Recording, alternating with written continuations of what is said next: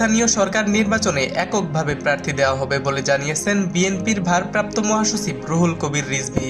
বৃহস্পতিবার রাতে গুলশান কার্যালয়ে বিএনপির চেয়ারম্যান ও প্রধানমন্ত্রী তারেক রহমানের সভাপতিত্বে চাঁপাইনবাবগঞ্জ ও পাবনা জেলা নেতাকর্মীদের সাথে বৈঠকের পর রিজভী কথা বলেন। তিনি বলেন, স্থানীয় নির্বাচনে ইউনিয়ন চেয়ারম্যান পদে একজনকে দলীয় প্রার্থী করা হবে। কেউ যদি দলের শৃঙ্খলা ভঙ্গ করে প্রার্থী হতে চায় তার বিরুদ্ধে দলীয়ভাবে কঠোর ব্যবস্থা নেওয়া হবে। এমনকি দলের কোনো নেতাকর্মী অর্থনৈতিক অনৈতিক কাজে জড়িত হলে তাদের বিরুদ্ধেও কঠোর ব্যবস্থা গ্রহণ করার কথা জানিয়েছেন দলের chairman Tarique Rahman.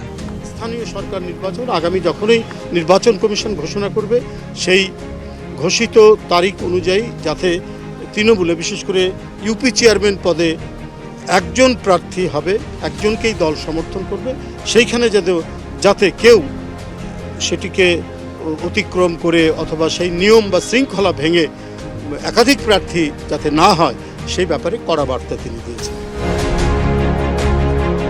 হিমুর Rahman, news Bangla .news, Dhaka.